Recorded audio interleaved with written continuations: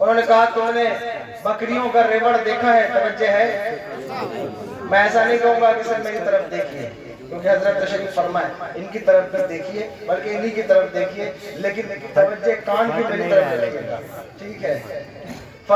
کہا کہ تم نے بکریوں کا ریوڑ دیکھا؟ کہا ہاں دیکھا ہے۔ کہا جس وقت بکریوں کا ریوڑ نکلتا ہے اس کے چرواہے کو تم نے دیکھا؟ کہا ہاں دیکھا۔ کہا وہ اپنے ساتھ کیا رکھتا ہے؟ کہا وہ ڈنڈا رکھتا ہے، چند شکاری کتے رکھتا ہے۔ کہا وہ کتے کیوں رکھتا ہے؟ کہا کہ جس وقت بکریاں اپنے ریوڑ سے چھوٹ کر کہیں ادھر ادھر چلی جائیں تو وہ کتے دوڑ کر ان کو بھگا کر پھر اس ریوڑ میں شامل کر دیتے ہیں، اس لیے وہ کتے رکھتا ہے۔ کہا بتاؤ تمہاری نظر میں بکریوں کی اہمیت زیادہ ہے یا کتوں کی اہمیت زیادہ ہے؟ دیکھو میں کتے کو ہی کتا کہہ رہا ہوں، اس لیے جو ہے وہ کوئی کتا برا نہ مانے، میں عرض یہ کر رہا ہوں کہا کہ جس وقت وہ ریوڑ سے بکریاں بھاگ جاتی ہیں تو وہ کتے انہیں پکڑ کر بکریوں کے ریوڑ میں شامل کر دیتے ہیں۔ کتوں کی اہمیت زیادہ نہیں، بکریوں کی اہمیت زیادہ ہے۔ اس وقت کے عالم دین نے کہا تھا کہ بس تم سمجھ جاؤ میرا رب ہماری حیثیت بکریوں کی ہے اور تمہاری حیثیت کتوں کی ہے۔ ہاں تمہیں منتخب اس لیے کیا گیا ہے کہ جب ہم سواد اعظم سے بکھر جائیں تو تم ہمیں گھیر کر واپس اسی سواد اعظم پہ کھڑا کر دو، بس یہی۔ واہ واہ واہ۔ جس وقت میرے شیخ یہ کتاب پڑھاتے تو فرماتے کہ بیٹا تینوں مذاہب میں فقہ حنبلی، مالکی اور شافعی میں ایسی کتاب فن کے اعتبار سے یعنی اتنا کنز موجود نہیں ہے اور کسی فقہ کے اندر کسی کتاب میں جتنا اس میں فنی یعنی فن کے اعتبار سے وہ یہ بات کرتے ہیں۔ صاحب شرح وقایا ان کی عمر کوئی 17-18 سال رہی ہوگی تو انہوں نے کتاب لکھی اور وہ کتاب لے کر کے خراسان میں کاراباغ کی یونیورسٹی تھی، وہاں گئے کہ مجھے اس مدرسے میں اس یونیورسٹی میں مدرس رکھ لیا جائے، اسٹاف کی حیثیت سے شامل کر لیا جائے۔ تو وہاں کے علماء نے، آپ سن رہے ہیں میری بات کو؟ آپ سب توجہ ہے آپ کی؟ یہ جو اٹھا بیٹھا کر رہے ہیں اگر یہ بند کر دیں بڑی مہربانی ہوگی، تھوڑی دیر مجھے بولنا ہے۔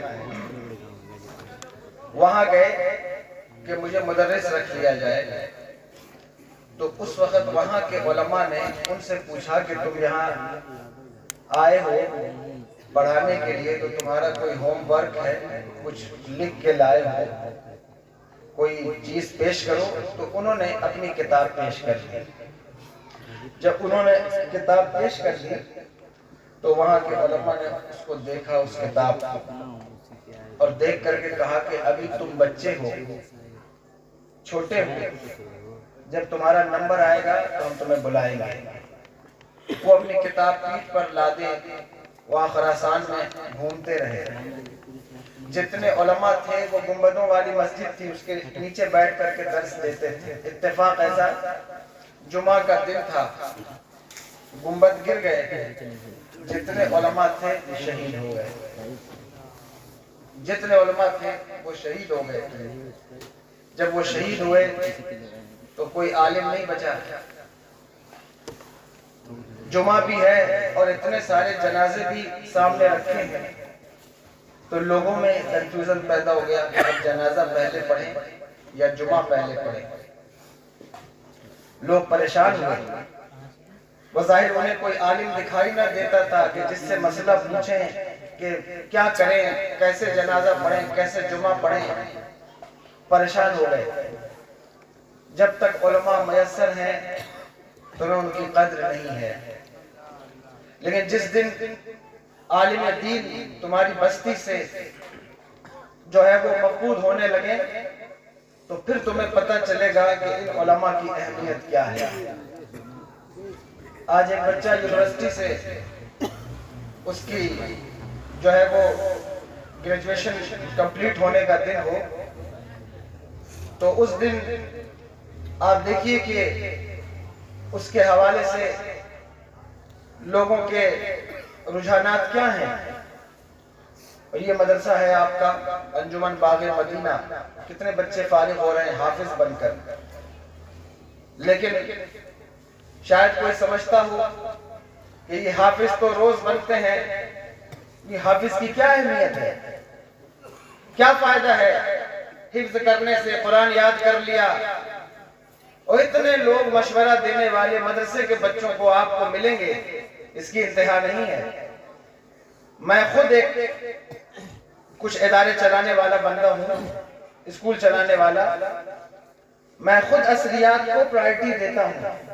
یہ نہیں ہے کہ میں یہ نہیں کہتا کہ علماء علم نہ حاصل کریں، عالم بننے کے بعد وکیل نہ بنے، ڈاکٹر نہ بنے، لیکن جس بندے کو دیکھو وہ مشورہ دے گا مدرسے کے بچوں کو کہ انہیں اپاہج نہیں رہنا چاہیے، انہیں حافظ بننے کے بعد کوئی کام سیکھ لے تو کوئی ڈاکٹر ہی کرے، فلاں کرے، میں کہتا ہوں اچھی بات ہے، لیکن تم نے کتنے ڈاکٹر بچوں کو مشورہ دیا ہے کہ ڈاکٹری کرنے کے بعد حافظ قرآن بھی بن جاؤ؟ تم نے کتنے انجینئروں کو مشورہ دیا ہے کہ تم انجینئر بن گئے ہو تو کوئی ایک قانون شریعت ہی پڑھ لو؟ یہ مشورہ تم نے انہیں نہیں دیا ہے۔ اس کی وجہ یہ ہے کہ تمہیں لگتا ہے کہ یہ اہمیت کے آدمی ہے، لیکن یہ جو ہر سال ہر مہینے مدرسے سے نکلنے والے طلبہ، ان کی کیا اہمیت ہے؟ اس سر پہ صافہ باندھ دیا جائے گا، مدرسے میں پکڑ کے ادھر سے ادھر سے لا کر انہیں پڑھا کر حافظ قرآن بنا دیا گیا، وہ نکل گئے ہیں، ان کا کیا کام ہے؟ دنیا کو کیا ضرورت ہے ان کی؟ اللہ کی عزت کی قسم، اگر تمہیں دین کی اہمیت کا پتہ ہوتا تو تم جانتے کہ ان حافظوں کی اہمیت کیا ہے، ان علماء کی اہمیت کیا ہے۔ پچھلی امت میں صرف نبی کو اس کی کتاب یاد ہوتی تھی، کوئی امتی اس کتاب کو یاد نہیں کر سکتا تھا۔ یہ اس امت کا کمال ہے کہ 7 سال کے بچے اپنے سینوں میں قرآن محفوظ کر کے گھوم رہے ہیں۔ تمہیں حافظوں کی اہمیت کا اندازہ نہیں ہے۔ آؤ میرے نبی سے پوچھو، جس دن میدان احد میں 70 لوگ شہید ہوئے تو اس میں بہت سے قرآن کے حافظ تھے۔ حضور نے فرمایا کہ ہر بندے کے لیے الگ الگ قبر نہیں کھودی جا سکتی، تو کہا ایک قبر میں کئی لوگوں کو دفن کیا گیا۔ میرے آقا فرماتے ہیں کہ جب تم قبر میں کئی لوگوں کو ایک ہی قبر میں دفن کرو تو یہ دیکھ لینا کہ اس میں قرآن کس کو زیادہ یاد ہے۔ تو جس کو قرآن زیادہ یاد ہو اس کو قبلے کی طرف سب سے آگے کر دو، تاکہ کسی کی پیٹھ اس کی طرف نہ ہو، اس کی پیٹھ دوسرے صحابی کی طرف ہو جائے۔ یہ حافظوں کا مقام ہے، لیکن تمہارے حافظوں کا کیا مقام ہے کہ بس یہ ہے کہ بھی حافظ ہو گئے، سورہ بقرہ پڑھیں گے، مسجد کے امام بن جائیں گے۔ خدا کے لیے اپنے قوم کے علماء کی اہمیت جانو۔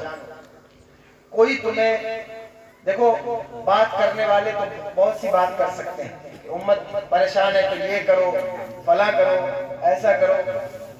میں کوئی بات اپنے دل سے نہیں کروں گا، نہ میں کوئی اپنا استدلال پیش کروں گا، میں وہی بات کروں گا جو ہمارے اکابرین نے ہمیں بتائی ہے، یا وہ بات کروں گا جو مصطفیٰ جان رحمت کے فرمان سے ثابت ہے، یا وہ بات کروں گا جو قرآن سے ثابت ہے۔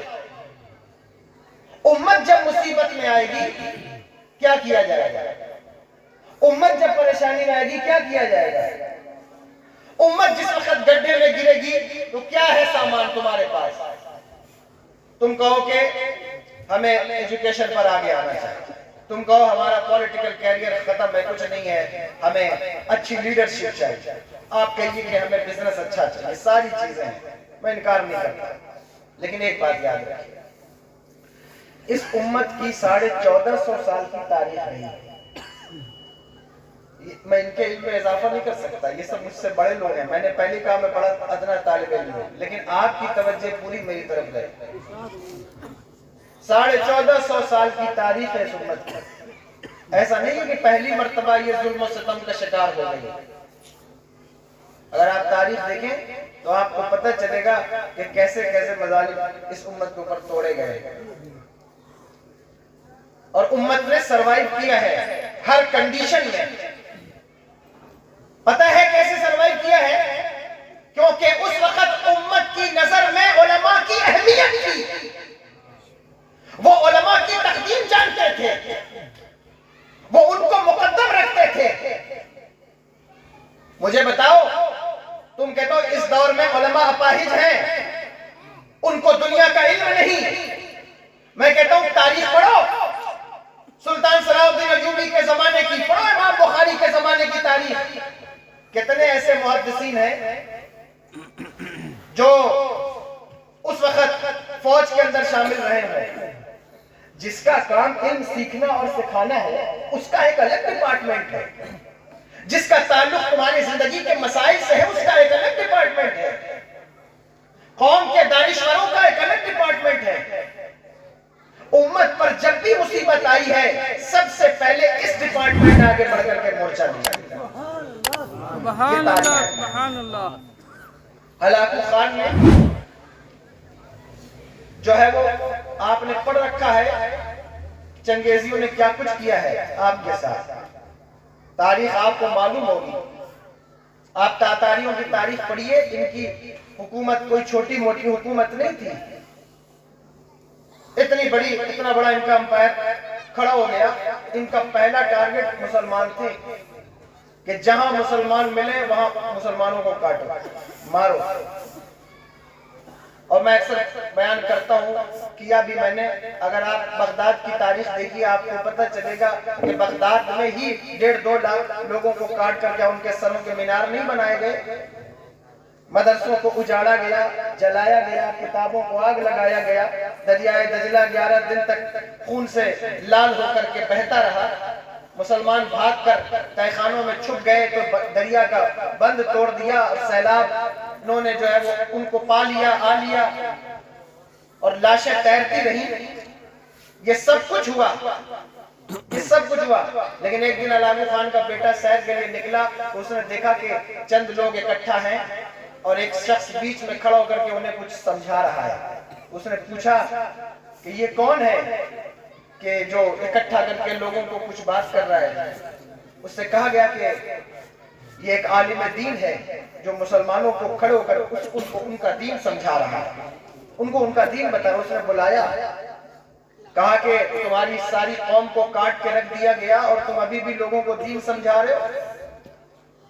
کہا یہی وہ طریقہ ہے جو ہمیں اس مصیبت سے نکال سکتا ہے، اس لیے میں انہیں دین سمجھا رہے ہیں۔ اس نے کہا بتاؤ تمہارا رب تم سے زیادہ تو ہم سے پیار کرتا ہے۔ کہا وہ کیوں؟ کہا اگر تم سے پیار کرتا تو تم ہماری جگہ ہوتے، ہم تمہاری جگہ ہوتے۔ تم اپنے احوال دیکھو، نہ تمہارے پاس حکومت ہے، نہ ثروت ہے، نہ جائیداد ہے، نہ کھانا ہے، نہ پانی ہے، نہ کپڑا ہے، نہ سواریاں ہیں۔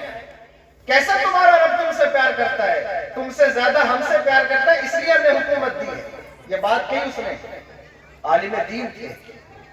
امت کے اوپر جب بھی مصیبت کا وقت آئے گا عالم ہی جواب دے گا، آپ جواب نہیں دے سکتے۔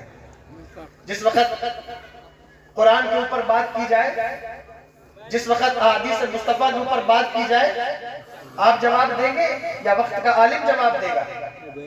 جواب عالم ہی دے گا، اور ایک عالم نے جواب دیا بھی ہے، آپ دیکھتے ہیں اس نے جواب دیا بھی ہے۔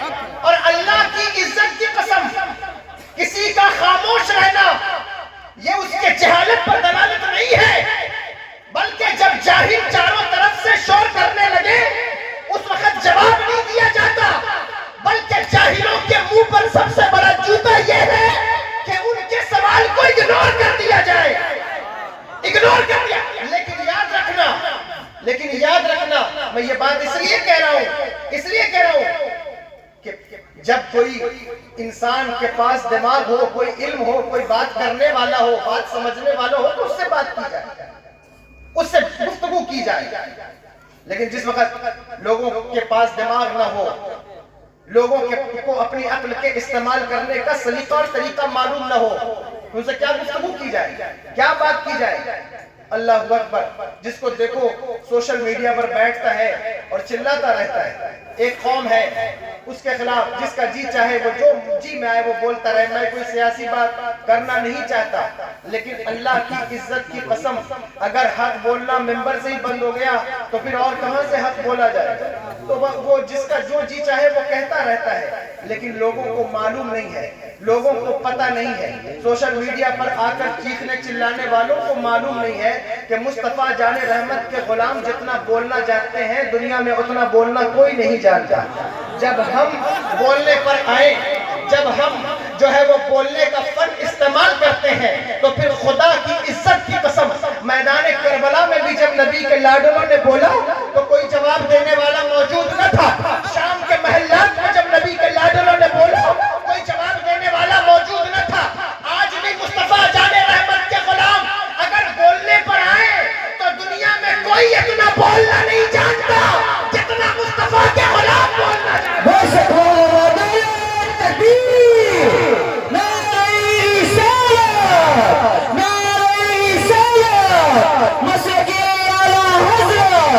لیکن ہمارے نبی نے سمجھایا، ہمارے نبی نے سکھایا کہ کب بولنا ہے، کس سے بولنا ہے. قرآن نے بتایا کہ کس سے بولنا ہے، کس سے نہیں بولنا. قرآن کہتا ہے فَإِذَا خَاطَبَهُمُ الْجَاهِلُونَ قَالُوا سَلَامًا. جب جاہل تم سے مخاطب ہو تو انہیں کہو بابا تمہیں سلام ہے. جب جاہل تم سے مخاطب ہو تو پھر ان سے مناظرہ نہیں کیا جاتا، ان سے ڈیبیٹ نہیں کیا جاتا، ان سے گفتگو نہیں کی جاتی، بلکہ قرآن کہتا ہے جب جاہل مخاطب ہو جائے ان سے کہو بس تمہیں سلام ہے، جو تمہیں ہے وہ تمہیں مبارک ہو، لکم دینکم ولی دین. بس بات اس پر ختم ہو جاتی ہے.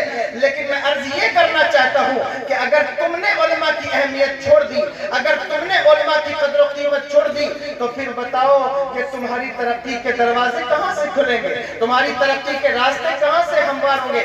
آج علماء میسر ہیں، آج ان کی قدر نہیں کرتے. جیسے جیسے علماء اٹھ جائیں گے، جیسے جیسے علماء اٹھ جائیں گے تمہیں پتہ چلے گا کہ ان علماء کی قدر کیا ہے.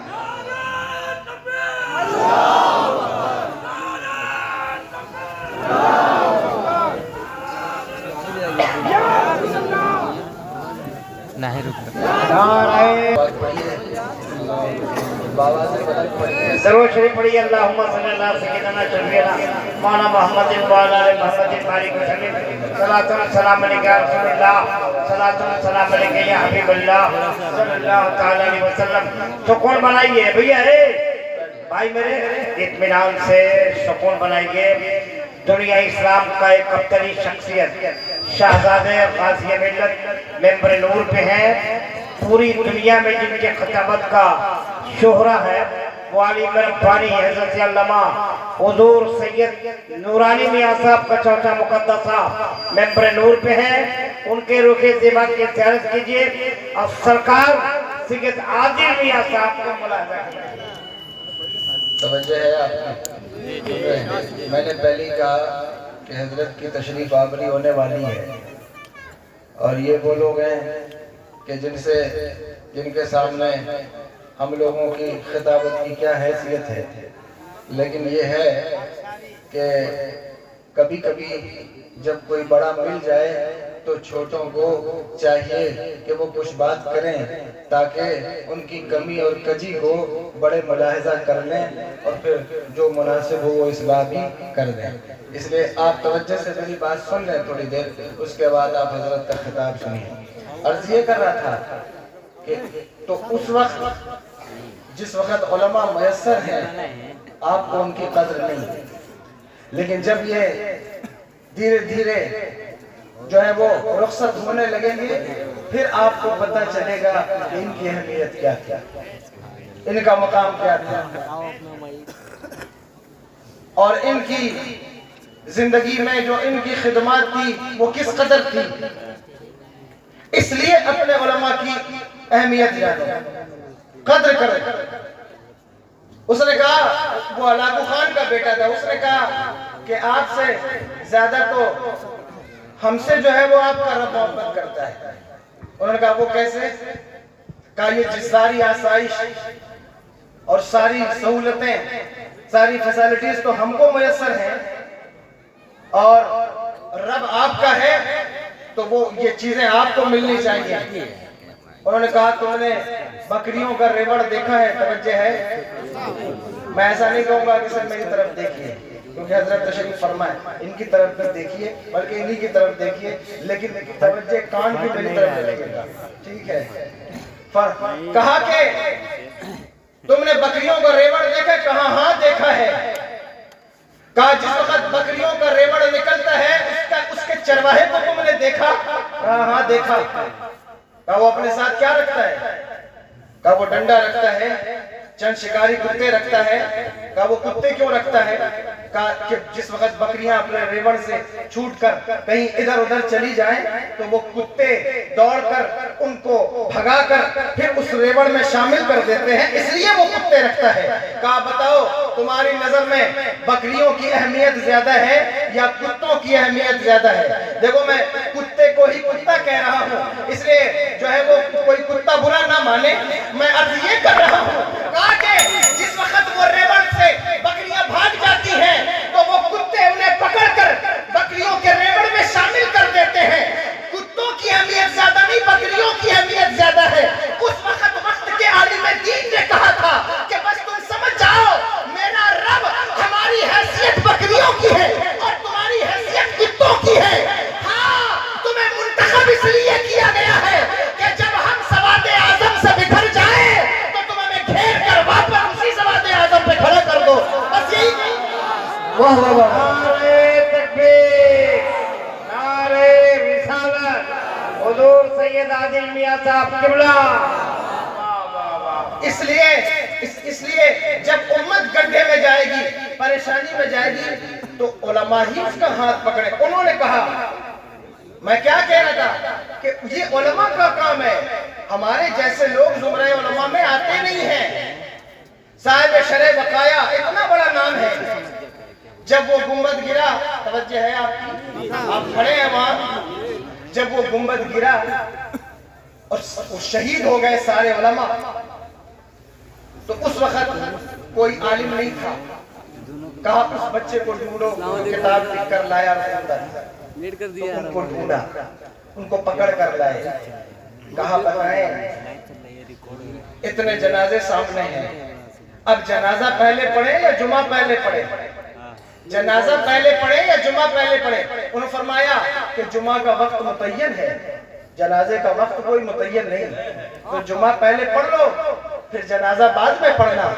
جب انہوں نے سنا تو کہا کہ پھر ہمارے ہاں کوئی عالم موجود نہیں ہے، آپ ہی جمعہ پڑھائیں۔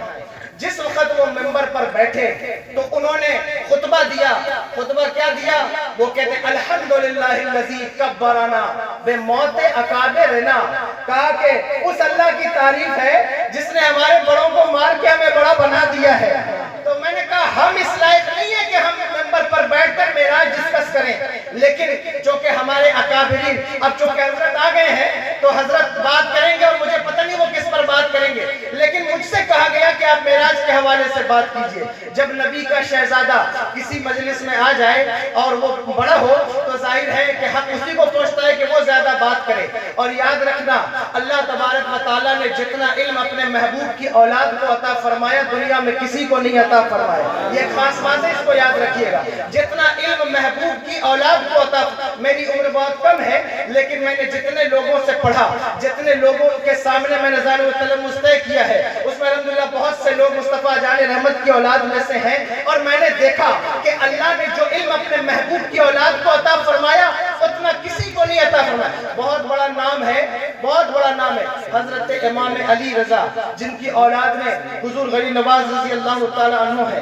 آپ نیشاپور تشریف لے گئے، جس وقت نیشاپور تشریف، توجہ ہے آپ کی سن رہے ہیں، نیشاپور تشریف لے گئے تو اس وقت نیشاپور کا علاقہ ایسا ہے کہ جو محدثین کا علاقہ تھا، یعنی کہ علماء کا، مفسرین کا علاقہ۔ صحاح کے جتنے محدث ہیں، دو کو چھوڑ دیں ابن ماجہ اور ابن داؤد کو، تو زیادہ تر لوگ نیشاپور کے ارد گرد کے علاقے سے آپ کو ملیں گے۔ اتنا بڑا علماء کا علاقہ محدثین کا کہ جب حضرت امام بخاری نیشاپور کی سرزمین پر تشریف لائے اس وقت آپ کو منبر پر بیٹھا دیا گیا۔ 40 محدثین آپ کے سامنے کھڑے ہو کر کے جو ہے وہ حدیث سے آپ کا امتحان لینے لگے۔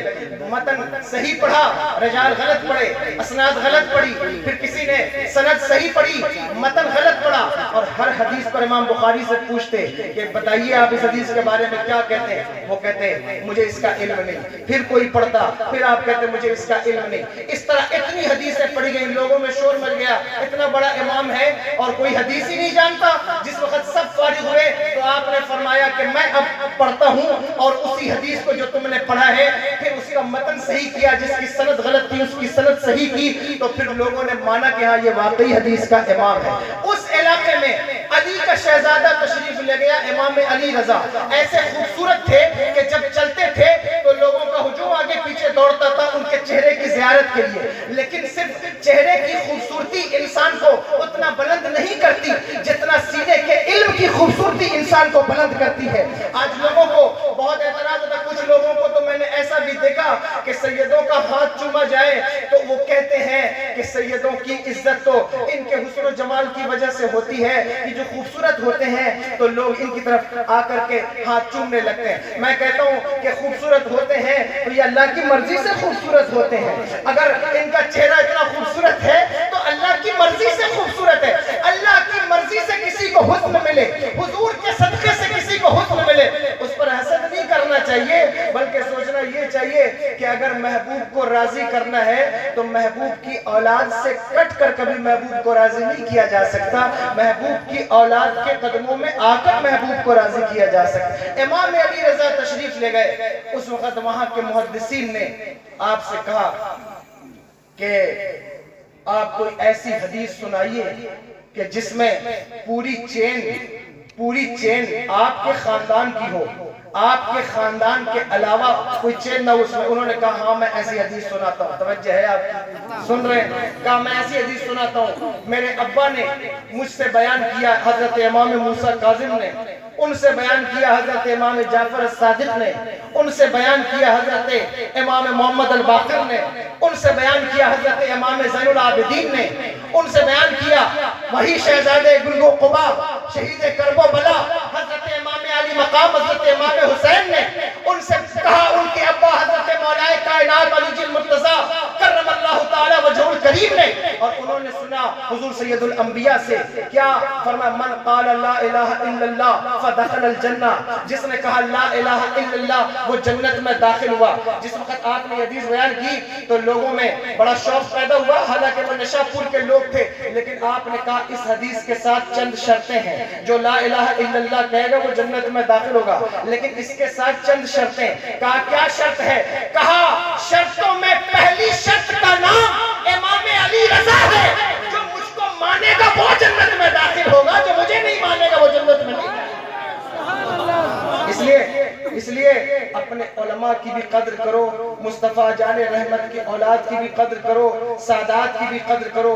امت کو اگر مصیبت سے نکالنا ہے تو ان چیزوں پر تمہیں غور کرنا ہوگا, توجہ دینی ہوگی. یہ جو بچے فارغ ہو رہے ہیں مدرسے سے, ان کو آپ ہلکا نہ جانیے, ان کو آپ چھوٹا نہ جانیے کہ قرآن پڑھ کر نکلے ان کی کیا اہمیت ہے, درس نظامی پڑھ کر نکلے ان کی کیا اہمیت ہے. تمہیں نہیں معلوم کہ ان کی اہمیت کیا ہے, یہ کتنی کام کی چیز ہے, یہ تمہیں پتہ نہیں ہے, تمہیں معلوم نہیں ہے. اس لیے ان علماء کی قدر, ان علماء کی اہمیت کو سمجھیے.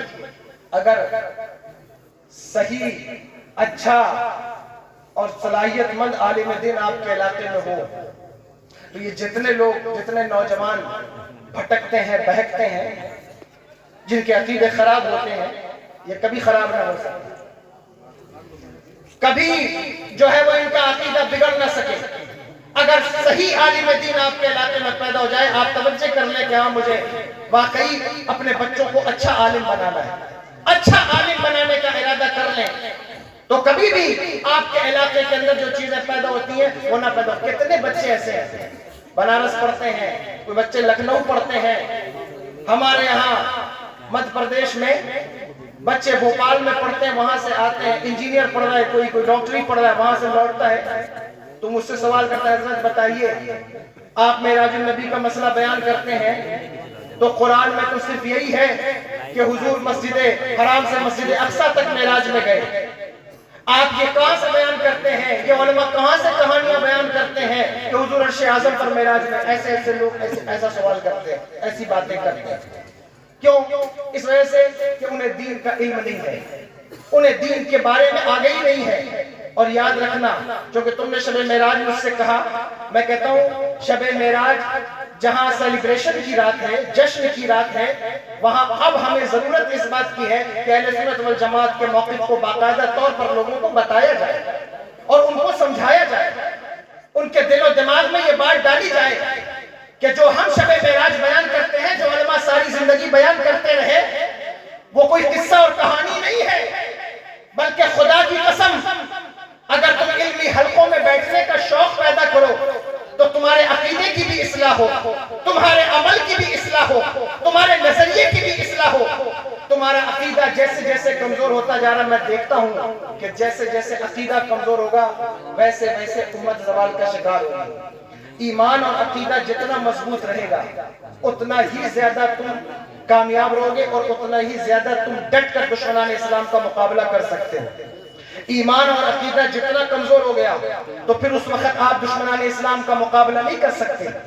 اس لیے اگر آپ چاہتے ہیں کہ دشمنوں کا مقابلہ کرنے کی طاقت آپ کے اندر آئے، اگر آپ چاہتے ہیں کہ دشمنان اسلام کے سامنے ہمارے بچے پیٹھ دکھا کر بھاگ نہ جائیں بلکہ اللہ انہیں بہادری عطا فرمائے، اللہ انہیں جواب مردی عطا فرمائے، تو تمہیں چاہیے کہ تم اپنے ایمان اور عقیدے پر محنت کرو، کوشش کرو کہ تمہارا جو عقیدہ ہے، تمہارا جو نظریہ ہے وہ مستحکم ہو، وہ جو ہے وہ اس عقیدے میں کوئی لرزہ نہ ہو۔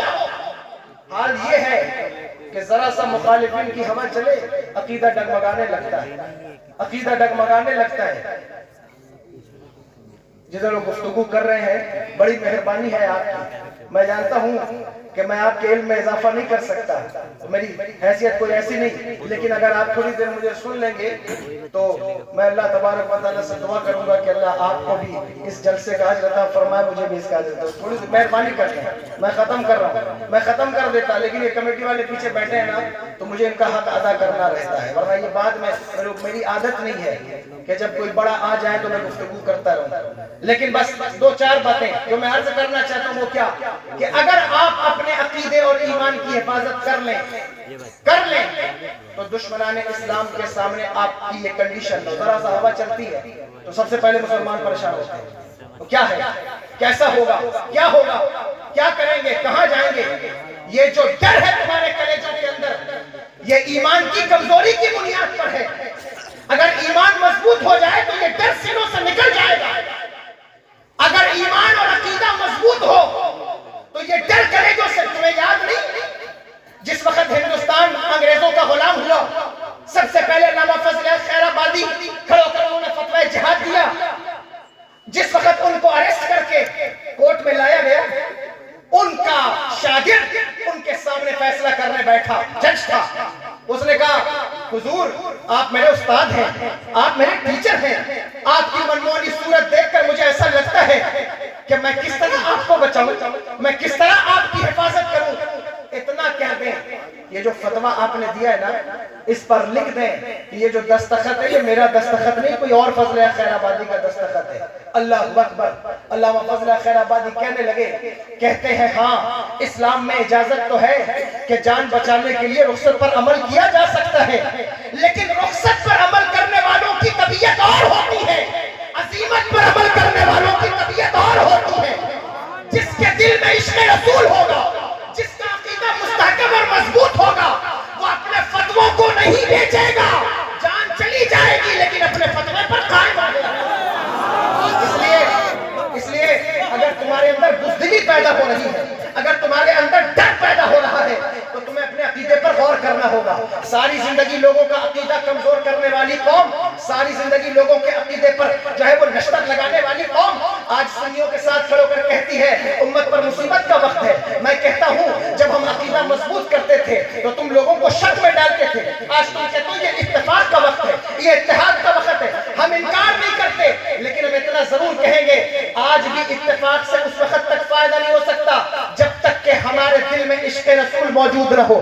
آج بھی اتحاد سے اس وقت تک فائدہ نہیں ہو سکتا جب تک کہ مصطفیٰ جان رحمت کے خداموں کو نامینیٹ نہیں کیا جائے گا۔ آج بھی اس وقت تک فائدہ نہیں ہو سکتا تمہیں جب تک کہ تمہارے دل میں صحیح معنوں میں عشق رسول موجود رہو۔ تم معراج کی شب حضور کی سواری پر اور حضور کے سفر پر تبرک پڑھتے رہو اور پھر ہم سے کہو کہ امت زوال کا شکار ہو رہی ہے۔ جس وقت 12 ربیع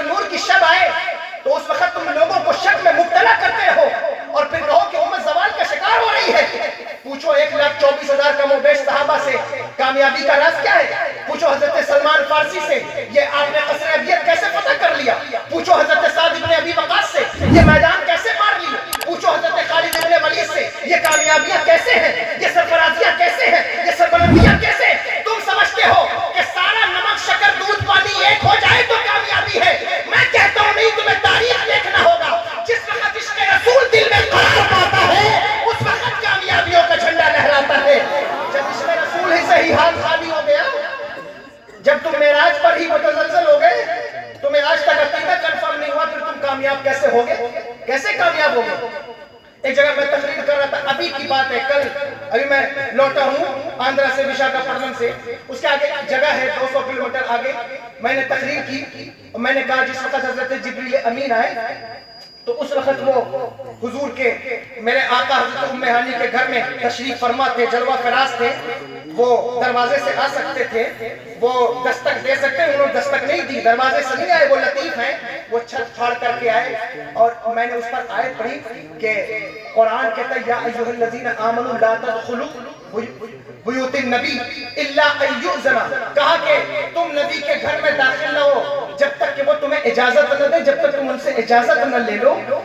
तो उन्होंने कहा कि हजरत आपने आयत पढ़ी है ईमान वालों की और आप दलील में हजरत जिब्रील की मिसाल पेश कर रहे हैं। मैंने कहा कि और जो है वो कहने को सुन्नी आलिम दीन, मैंने कहा क्या आप हजरत जिब्रील को ईमान वाला नहीं समझते? ईमान एक ऐसी कुल्ली है, क्या हजरत जिब्रील को आप उसमें दाखिल नहीं करते? कहा कि जब मैंने ये बात उनसे की तो कहा बताएं आपका क्या नजरिया है कि क्या हजरत जिब्रील अमीन के भी रसूल है मेरे आका, क्या जिब्रील अमीन के भी नबी है मेरे आका? मैंने कहा अल्लाहु अकबर, क्या आज तक आपको ये कंफर्म नहीं हो सका कि मेरा नबी नबियों का भी नबी है, रसूलों का भी नबी है, मलाइका का भी नबी है? कहते दलील। मैंने कहा दलील सुनिए और आपका अकीदा भी मजबूत होगा। हजरत अल्लामा महमूद आलूसी अपनी मशहूर ज़माना तफसीर उलमानी में लिखते हैं, और ऐसी मशहूर तफसीर है, उसमें लिखते हैं वइज़ा ख़ज़ल्लाहु मीसाक़न नबिय्यीना लिमा आतैतुकुम, इसके ज़ैल में लिखते हैं, फरमाते हैं सारे रसूलों की रसालत इज़ाफ़ी है लेकिन हमारे रसूल की रसालत हकीकी है। सारे नबी की नबुव्वत जो है वो उनके ज़माने के लिए, लेकिन हमारा नबी नबी मुतलक है। कहा कि रसूल हकीकी क्या होता है? रसूल हकीकी का माना क्या? कहा रसूल हकीकी का माना यह है कि जिस वक्त हजरत मूसा अलैहिस्सलाम को मुतवज्जे करो बनी इसराइल की तरफ तो वो रसूल हैं। वो सारी दुनिया के रसूल नहीं, हम उन्हें रसूल मानते हैं, लेकिन जिस वक्त बनी इसराइल की तरफ मुतवज्जे करोगे तब वो रसूल है। हजरत इब्राहिम को उनकी कौम की तरफ मुतवज्जे करो, हजरत ईसा को उनकी कौम की तरफ मुतवज्जे करो, लेकिन रसूल हकीकी का माना यह है कि रसूल हकीकी वो होता है जिस वक्त उसको अंबिया की तरफ मुतवज्जे करो तो भी वो रसूल है, उसको मलाइका की तरफ मुतवज्जे करो तो भी वो रसूल है, उसको फरिश्तों की तरफ मुतवज्जे करो तो भी वो रसूल है। और मेरा रसूल तो वो रसूल है, मेरे आका खुद फरमाते हैं अल्लाहु अकबर कबीरा, क्या फरमाया कि मैं अंबिया का भी रसूल हूँ, मैं रसूलों का भी रसूल हूँ। रसूल हकीकी का माना ये है कि जिस तरफ उसे खालिक की तरफ मुतवज्जे करो तो भी वो रसूल, मखलूक की तरफ मुतवज्जे करो तो भी वो रसूल। और नबी मुतलक वो होता है। सुनिए बस ये बात, क्योंकि मेराज भी मुझसे कहा गया, ये बात कह के बात खत्म करता हूँ। नबी मुतलक वो होता है जिसके नबुव्वत के जमाने में, यानी कोई चीज उसके जमाने में माने न हो, हर जमाने का नबी हो, हर जमाने का नबी हो। हजरत आदम अलैहिस्सलाम के बारे में मेरे आका ने क्या फरमाया कि मैं उस वक्त भी नबी था जब हजरत आदम मिट्टी और पानी के दरमियान थे, यानी कि उस वक्त भी मैं नबी था।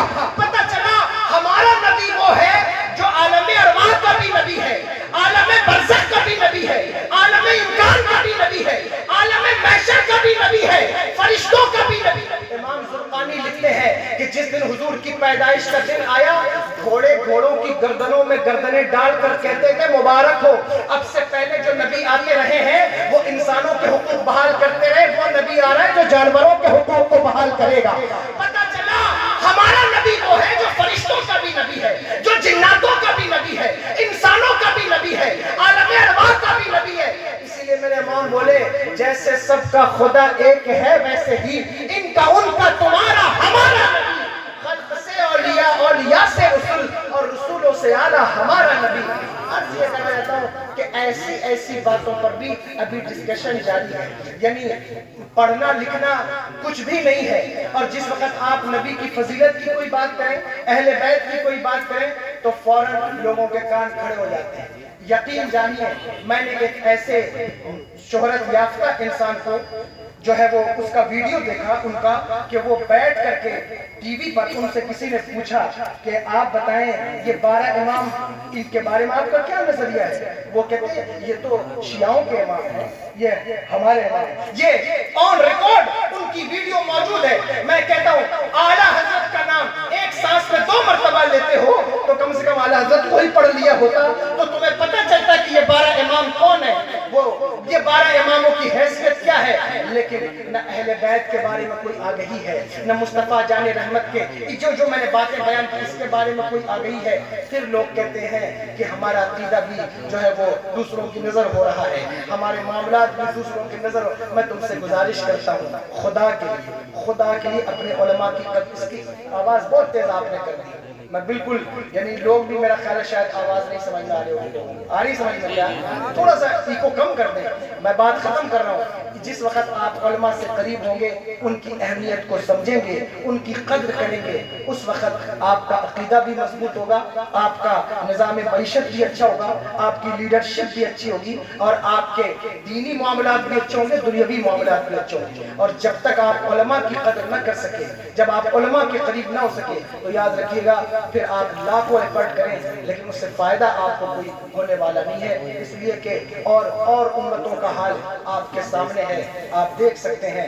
लेकिन आप जिस उम्मत में पैदा हुए हैं, जिस नबी की आप उम्मत हैं, आपको तवज्जो करना चाहिए। आपको अल्लाह तबारक व तआला ने वो दर्जा, वो मनसब अता फरमाया है। इसलिए नहीं कि आप खड़े होकर के चौक और चौराहों पर उलमा की बेदबियां करते रहें, इसलिए नहीं कि आप जलसा खत्म होने के बाद एक दूसरे खतीबों की, पीरों की जो है वो टोपियां उछालते फिरे, इसलिए नहीं कि आप स्टेज पर मेंबर पर एक दूसरे से लड़ते झगड़ते फिरे। इसलिए अल्लाह ने आपको इस उम्मत में पैदा फरमाया क्योंकि आपका मकाम बुलंद है, आपको वो नबी मिला जो नबियों का इमाम है। अल्लाह अकबर, आपको वो मनसब मिला है, अपने मनसब को समझिए, अपनी कद्र कीजिए। अब आपकी फजीलत पर अगर गुफ्तगू हो तो मैं समझता हूँ कि अगर उम्मत अपनी फजीलत जान जाए तो ये बड़ी बात है। हजरत मूसा अलैहिस्सलाम ने कहा था कि मेरे मालिक, मैंने ऐसी उम्मत का तज़किरा पढ़ा है जो सबसे लास्ट में आएगी लेकिन जन्नत में सबसे पहले जाएगी। ये जमाने का ताखुर उसकी शराफत और जराफत को कम न कर सकेगा, वो आप हैं। आप अपनी कद्र को समझिए, आप अपनी अहमियत को समझिए। चौराहों पर खड़े होकर के अगर आप गालियां बक रहे हैं, खुराफात कर रहे हैं, आपके बच्चे अगर रात और दिन उनको मस्जिदों से कोई ताल्लुक नहीं है तो आपको होश के नाखून लेने होंगे। आपको समझना होगा कि हम क्या कर रहे हैं, किस तरफ हम बहक रहे हैं, किस तरफ हम जा रहे हैं। मैं किसी मौजू पर जो है वो खुलकर कोई बात तो नहीं कर सका, लेकिन मुझे उम्मीद है कि मुझसे जो कहा गया था मैंने दोनों चीज़ों में से चंद कोई थोड़ी चीज़ बयान कर दी है। अल्लाह तबारक व तआला कहने सुनने से ज़्यादा अमल की तौफीक अता फरमाए। और इन्होंने मुझसे कहा कि आप मदरसे के लिए कहिए कि लोग मदरसे में ताउन करें, तो मैं आपसे गुजारिश करता हूँ कि एक जो मदरसा है अंजुमन बाग़े मदीना, अल्लाह तबारक व तआला इसको बरकतें अता फरमाए और आप खुल करके इसका ताउन कीजिए। आपके शहर का ये मदरसा है और मदरसे का मेयार बिल्डिंगों से सिर्फ ऊंचा नहीं होता बल्कि मदरसे का भी रमजान शरीफ आ रहा है तो देखिए ये बात एक ऐसी कह रहा हूँ, कोई बुरा ना माने। लोग पोस्टर, बड़े पोस्टर छपेंगे तो क्या है, मदरसों का मेयार बिल्डिंगें तय करेगी। जितना ऊंचा, जितनी बिल्डिंग है तो उतना ऊंचा मदरसा है। बात ये नहीं है, बात ये तवज्जो की जाए कि मदरसे का मेयार आलिम दीन से अच्छा होगा। जितना अच्छा आप आलिम रखेंगे उतना अच्छा वो बच्चों को पढ़ा सकेगा। ज़रूरत है कि बच्चों को अच्छी तालीम फराहम की जाए, ज़रूरत है कि उनके कम से कम वो कुरान पढ़ना तो सही जान जाए, कम से कम वो अपने अकायद तो सही जान जाए। हर आदमी मुफक्किर नहीं बन सकता, हर आदमी इतना बड़ा खतीब नहीं बन सकता, लेकिन कम से कम जो ज़रूरत के मसाइल हैं उन्हें तो आप सीख लें, अपने बच्चों को सिखा लें। ये ज़रूरी, मदरसे का जी खोल करके ताउन कीजिए, ज़्यादा से ज़्यादा ताउन कीजिए।